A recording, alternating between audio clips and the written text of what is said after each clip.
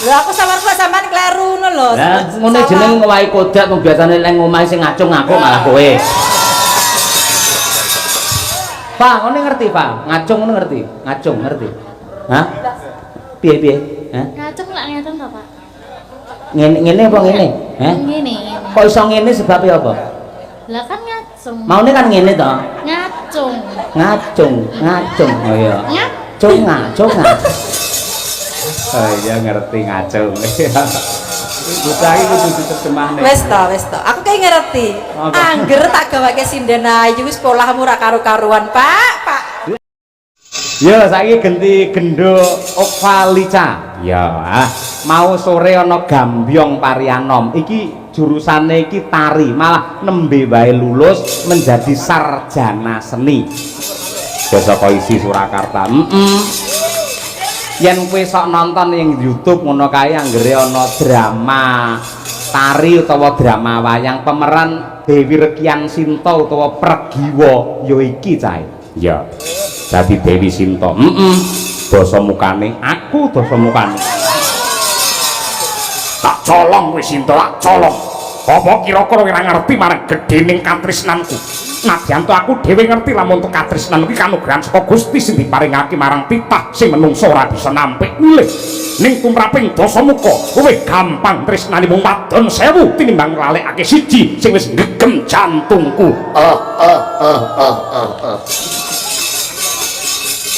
Lolo ya ben berdiri sih coba kaya apa men ketok iki lho penari handal ya Mas Dwi ya.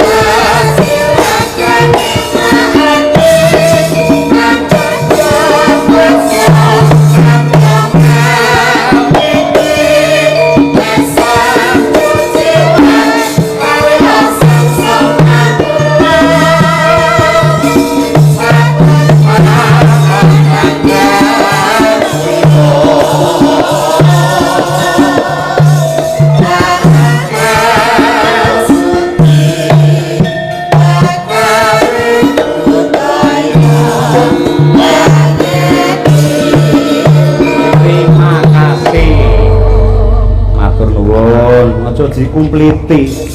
Jadi wong lanangi senengi malah semu kurang ngono kuwi. Nuwun sewu, wong wedok ki nduk Pak. Lah nuwun sewu ngangge sandangan sing sarwa mepet-mepet ngono kae. Wong lanang malah wis bosen suwi-suwi. Ning lek kaya wong wedok sampean ngangge jarik wiron kaya ngene iki, sampean mlaku ngidul ya, terus enek angin kok kidul, terus akhirnya jarikmu wiron iki kena angin, terus kentolmu ketok mak lap wong lanang wis njilingi ngono nduk tenan. Iya, Masalah kentolku anu Pak. Apa? Gudi. Masa iya tetep tertarik to karo kentol ku? Lha sing digoleki ya sing gedhi-gedhi ngene. Piye carane ndupak sing lanangi ndang mudar ngono lho maksude.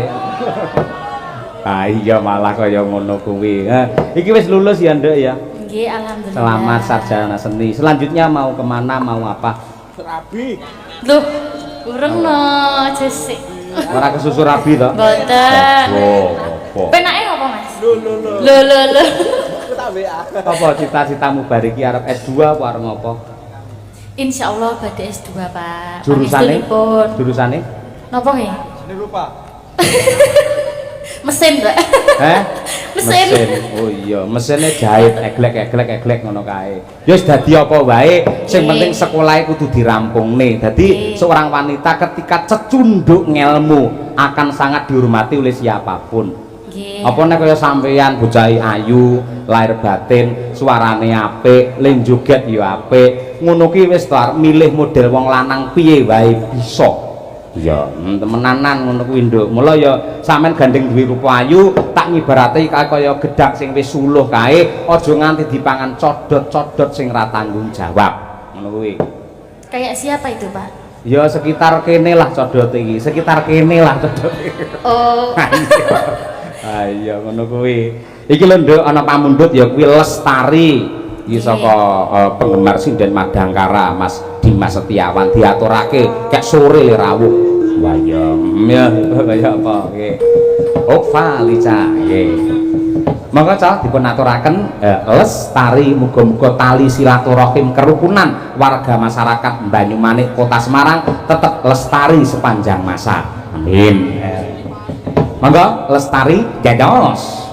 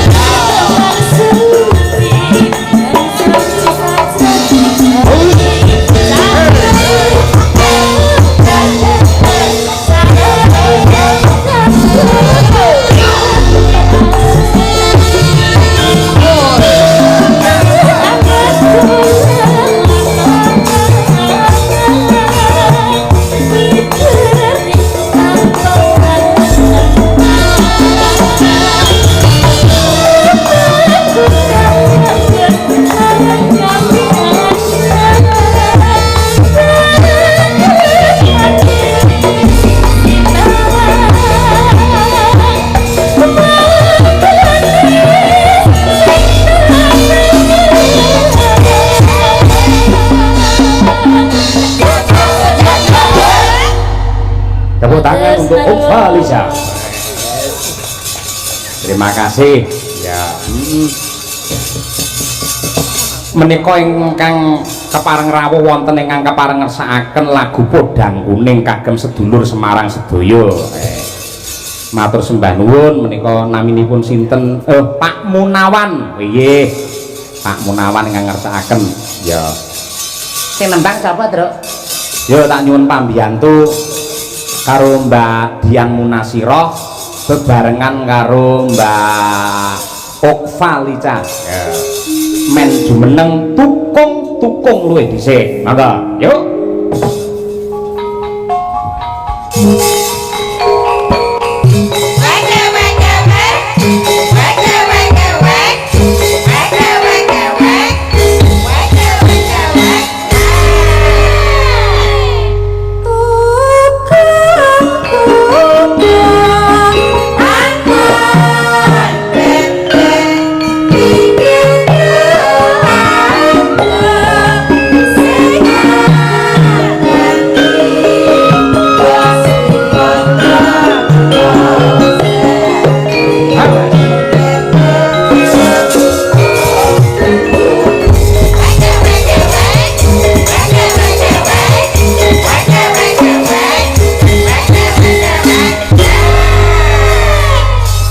Sampe ngerti Mbak Dian, tukungnya apa to? Pitik to, Pak? Oh, salah, iya. salah. Tembange ngarep iki lho wis njlentrehke to.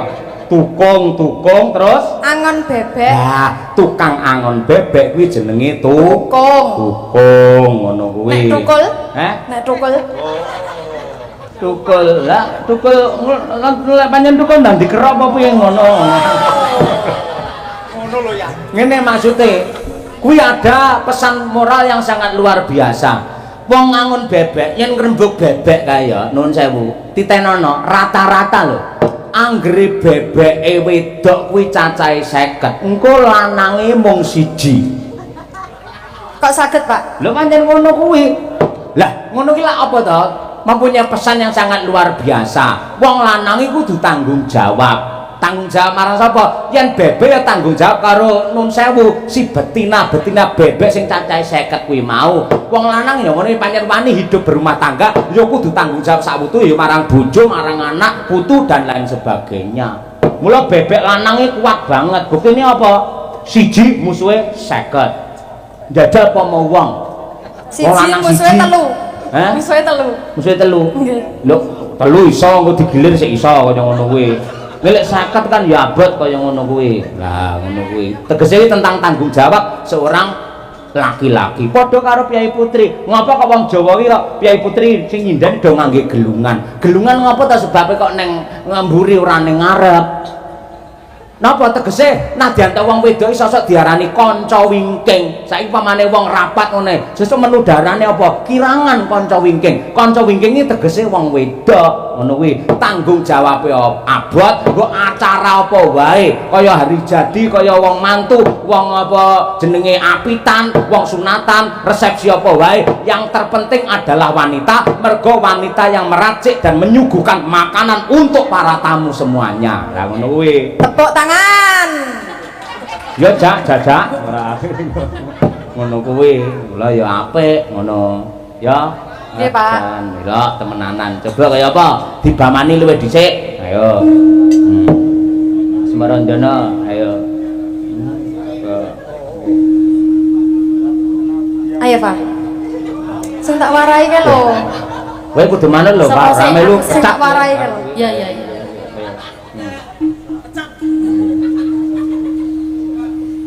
Nadyan wujud temung peksi. Okva, peksi itu apa? Burung. Wah, burung, ngerti. Burung apa yang paling kuat di air? Burung apa ya? Burung apa Pak emangnya? Masa lu gumen, sing mirsani do ngerti kok ora. Bangau. Lah kalau nyauri ke lho. Sing mirsani ngerti kok sampean mosok ora paham. Tak didoi Pak Apa? burungnya orang yang mencari pasir di kali itu loh Itu kan dikom suwe to itu. Sik. Pak, paham ora sing diterangke Dian wi? Mboten nih, Pak. Ora ngerti ya. Berarti kurang Iya, Pak. jelas kowe. Kurang jelas. Piye kurang jelas lho. Manoke wong golek wedi. Heeh. Ya wis wong golek wedi ning kali ngono kae lho, Pak. Walah. Wis ngerti dong, Pak? Tahu roh. Pak, wis ngerti dong. Anu, sampun insyaallah. Oh, sampun, sampun. Wis seru kowe. Ya ampun, burung Rabi, wis seru kowe iki. Burung to? Oh, burung. Burung. Oh, burung sing ngomongnya sosis apa? Burung. Nah, iya, tadi tembang-tembang itu kudu ngerti maknanya apa Nggih. gitu. Ayo. Ya terus, Pak. Ayo.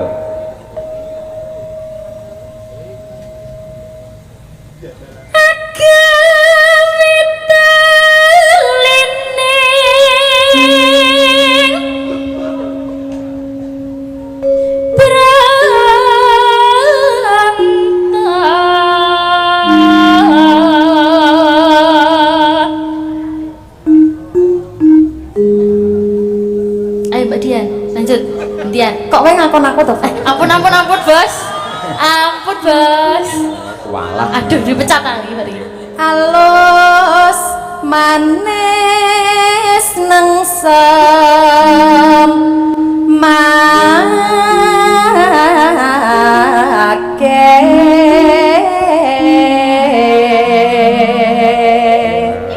make Jos.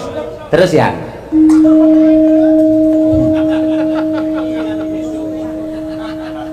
Ngesengken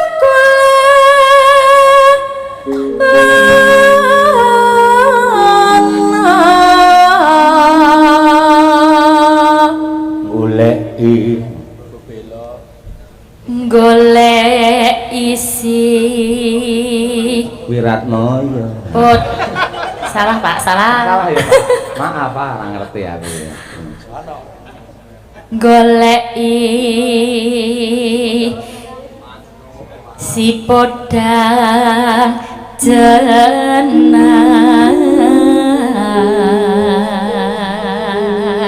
Jenar ya apa, Pak? Jenari yoga. Kok takon terus toh Pak jenengan ki Pak? Lho sarjana seni ya awakmu ki. Lah kan aku kan tari Pak. Lho tari masa nek kono ora diajari bahasa Jawa?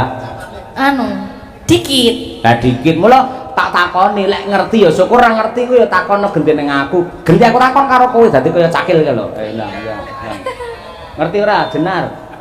Napa Pak? Hah. Jenar niku. Lagune apa to? Ngono di logika lagune iki apa jenenge? Anu, podang Podang kuning. kuning. Berarti yang podang jenar adalah podang Kuning. kuning. Oh, Bener.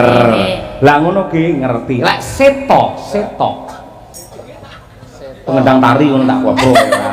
Apa seto? Setoi pemain WO Pak. Hah? Pemain WO Pak. Seto kuwi putih kuwi seto. Nggih. Lek argo kuwi apa argo iki? Argo apa? Gunung. Lah sing mirsani ngerti argo iki gunung. Nggih. Yen argo dwi kuwi apa? Gunungnya Gunung kembar. Kagong elek ora, marai sastra malah ngawut ya ora seneng. Terus Pak, aja diawut-awut ning kemalan ora. Yo. Yo. ibu bunga ing atiku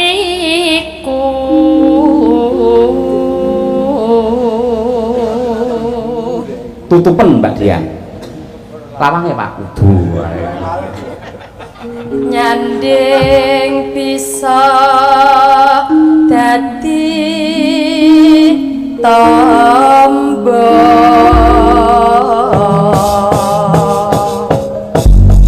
Gila, Mbak Dian bareng sampean nembang langsung ingkang Rama WA aku. Sowi lho Pak Murah WA aku tak kira nesu. Lha jenengan suara mayang ora di WA to, Pak? Tak keprok ora. Mungkin awing ya bar ke Ponorogo bar ke Madiun kowe ngono Suramayang. Iki lho Bakmu, selamat hari jadi Kota Semarang ke-478. Semoga lebih maju dan berkarya dari Pak Marsono, Bapak Sinden Dian. Dian adalah sindennya Ki Cahyokuntadi. Wah, iki lho. Nah, aku manut neng foto nggen Facebook. Ini adalah dalang dan sindennya. Fotonya aku karo kowe ya. Oh, ora, anake ngakoni ora. Ngono kuwi wong Pakmu karo aku kompak mosok kowe ora tunduk karo aku. Nah, Ngono kuwi. Ayo. Tembangipun podang kuning. Podang adalah burung yang bisa terbang, kuning adalah emas. Semoga warga masyarakat Banyumanik Kota Semarang terbang tinggi ke zaman penuh dengan keemasan. Yuk, dados podang kuning, yuk. esuk aman ning omah wis ora krasa.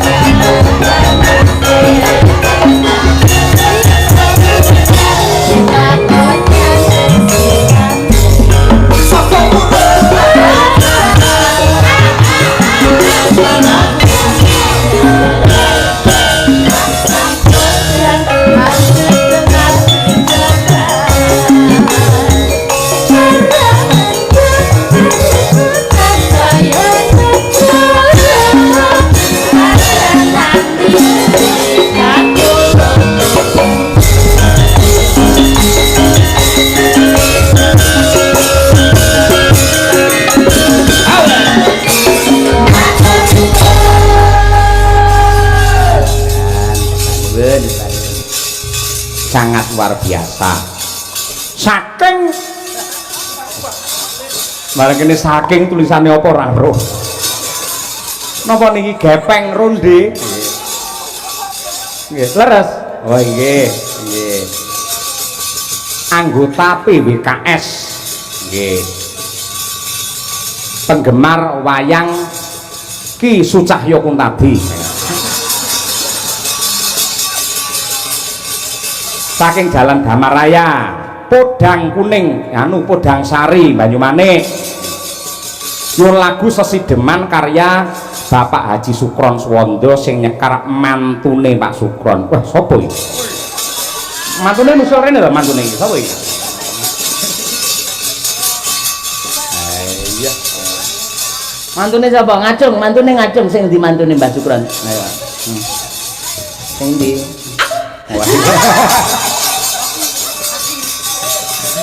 Ngacung ayo. Aja ngono ae isin lah aku, wis tuwek lho. Heh? Mbok aja ngono lho, lha kabeh wis ngerti lho, lek aku ki mantune Mbah Sukron. Ngono kuwi tak kongkon ngacung ya gelem ngacung ngono lho. Lha aku samarku sampean kleru ngono lho. Lah ngono jeneng ngowahi kodak wong biasane lek ngomahi sing ngacung aku malah kowe. Pak, ngono ngerti, Pak? Ngacung ngono ngerti? Ngacung ngerti? Hah? Piye? Hah? Ngacung lak ngeten to, Pak? Ngene apa ngene? Hah? Ngene. Kok iso ngene sebabnya apa? Lah kan ngacung. Maune kan ngene to. Ngacung. Ngacung. Oh iya. Ngacung. Oh iya ngerti ngacung. Bocah iki kudu diterjemahne. Wis to. Aku kayak ngerti. Angger tak gawake sinden ayu wis polahmu ra karo-karuan, Pak. Lah aku ki polahe gur ning panggung buktine ning omah karo kowe bosok. Nggih. Bukesi kula nyuwun wedang. Ora iso gede apa piye? Ayo. Nyuwun teh. Ngono udeg dhewe kok nerene apa piye? Nyuwun susu. Lek susu kene tak lerne. Ayo. Jangan percaya. Jangan percaya. Kula niku kan seorang istri yang setia, penurut kali suami. Setia. Sebagai pelayan panjenengan, siap.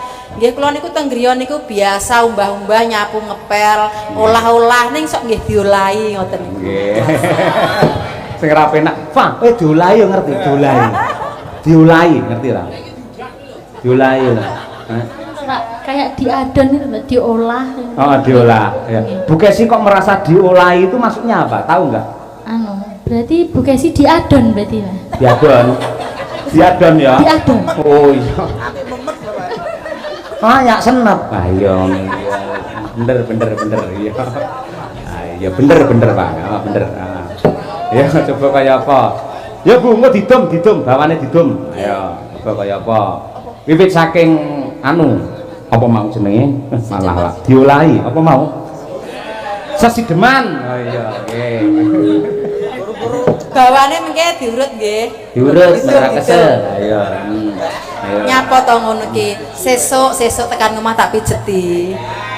Mijeti apa? Sesuk awakmu wis sibuk. Tekan ngomah genarepe latihan Kartinian. Niki sesuk bengi ndalang, sesuk bengi. Tenan niku ndalang Bu Kesi tenggen kula. Ning ya kuwi ora tak streaming. Lek-lek kan aku isin gitu. Perdana ndalang sesuk. Oh, wah lakone Sri Kandi. Iya, Sri Kandi. Ayo. Anggere mulah nek wayang perang ngono apik tenan lek merang niku. Angger perang dalang lek lanang kudune mak bedheke ora. Nguk. Ngono. Ayo nggih. Saking Mbak Sundari cobi, Mbak Sundari nguk monggo. Ayo. Kuwi paling nguk lek kuwi. Astagfirullahaladzim. Jadi Sudah Pak. ini satu-satunya sinden Madangkara sing ora tau lali le subuhan. Astagfirullah. Alhamdulillah wingi ning Ponorogo no. Alhamdulillah subuhan mati ngetan. Ya aku ndi. Kan melu-melu jenengan, Mas. Iya. Lah aku ki kleru tenan arahe. Lah nggih. Mas aku ke masjid nggen magriban, oh berarti madhepe rono. Bareng aku rampung diprotes karo sinden-sinden Mbak Lia. Padahal sampean mau le salate madhepe ngalor. Sing ngomong sapa? Aku yo gah dilokne disalahke. Aku nadyan madhep ngalor tak ongkek ngulon ngono aku nggih. Dadi salat kok diongkek lho ora ngono. Banyol yo manyol aja ngawut ngono lho senengane. Monggo Mbak Liang Muk. Nah, coba kaya apa nggih. Melek atau itu? Wiwitane Mambuke yo. Andek yo. andare sang pake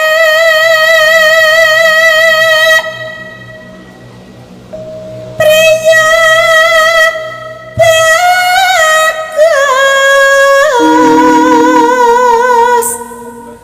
kang olah budaya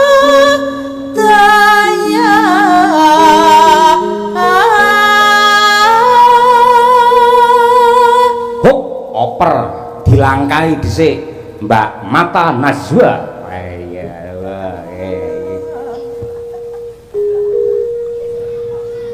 Sowan menyang kutha gedhe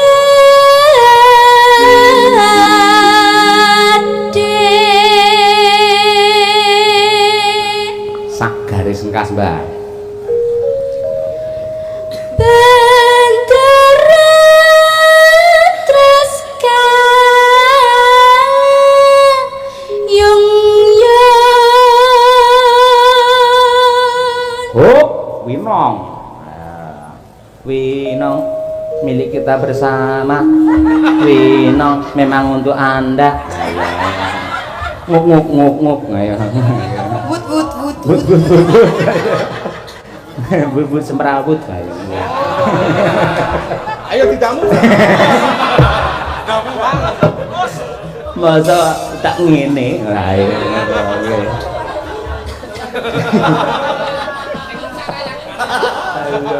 Ayo mangan mie ayam ngangge setik dadakan. Tenang ayo. Dinang ayo. Esok. Ayo nang ora. Slendang kuning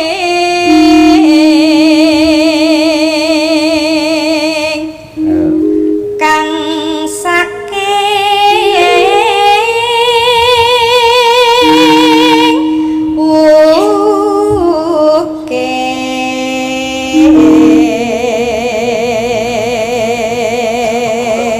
Ukir ya apa Pak? Ayo ukir ya apa ayo. Ukir ayo. Ukir. Ukir ayo. Anu to Pak Anu Anu nih sapa? Anu ayo. Napa Pak? Kok mboten ngerti Bukir sih tak omongnya mau nguk mau lho, kuwi bukir. Wut mau Ah, kuwi bukir ora ngono kuwi. Sampai ke pundak. Iya. Mulai tak critakne tenan ora ngerti-ngerti tak gambarne ngono. Monggo Pak digambarke mawon Bunder nih. Yo ora. Sing marai wayang haram iki omonganmu kaya ngono kuwi lho.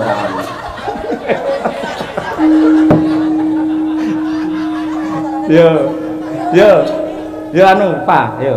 Ayo. Aku ya anyel lek wong wedok anggere foto dadane tutupi ngono lho. Jina-jina lho kan ning ngene lek tutupi itu. Ngopo to? Ayo mending ngono lek ra ngono melet. Iya Pak itu ngono. Lah kan imut Pak Ora sopan foto ngono kuwi. Lah aku yang anggere ndelok ning storymu kuwi ngene aku melu. Wes. Astagfirullah Elek ora. Wis tak tel kowe engko. Yo Pak. Aja ngono lek foto ya. Lah pripun Pak Nggak sopan, Pak. berarti gimana? Gini Pak, gini. Pamora kena dimpet melet tadi dia. Ayo Pak, ayo.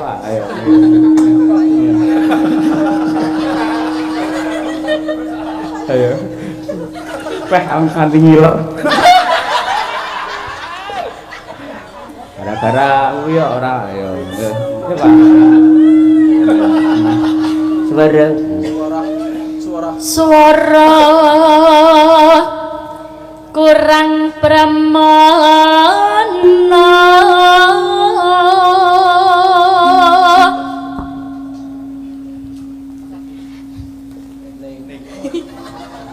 mesti kelingan ukir mau kowe ora ayo. Ning ayo. Ning wasis angung ro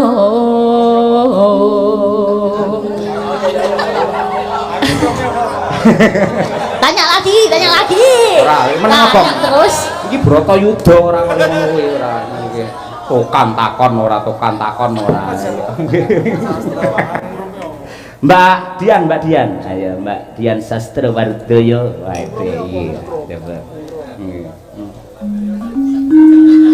Angung rom marang bendera. Matur nuwun menika dipun susul kalian para kadang-kadang dalang. Ilane sapa, Truk? Sepisan Mas Jati. Putrane Pak Jobaidan. Nggih, Mas Dalang Jati. Dua, Mas Dalang Lopez.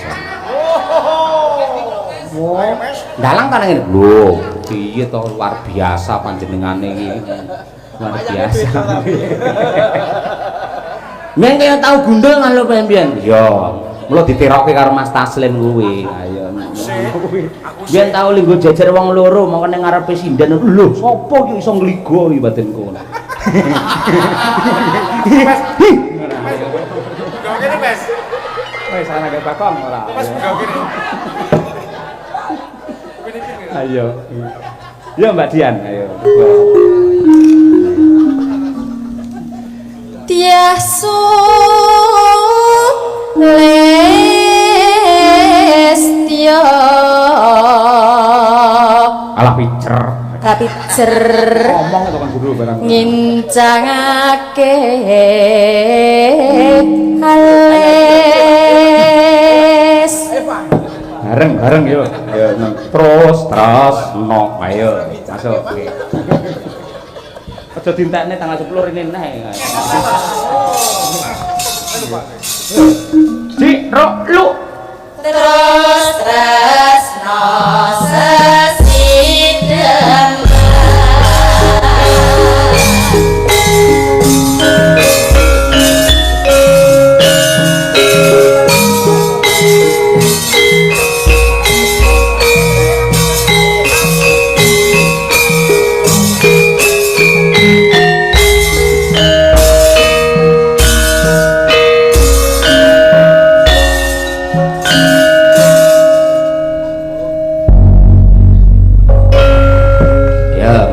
Sukron sing dimandat lho Bu.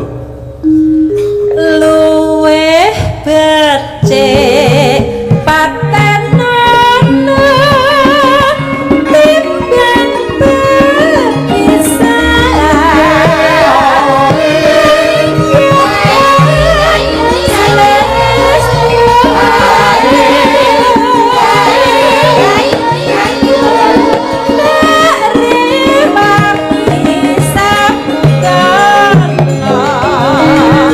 marang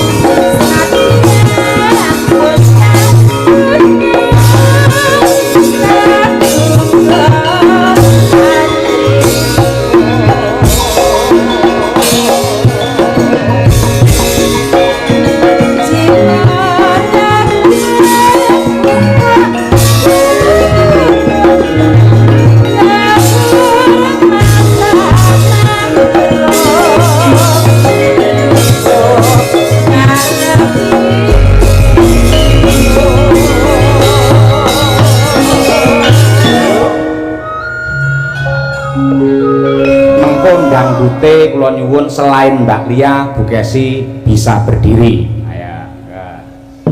Berdiri ngerti Pak? Aryo aryo. Kok takoke senengane. Mangga. Urip ana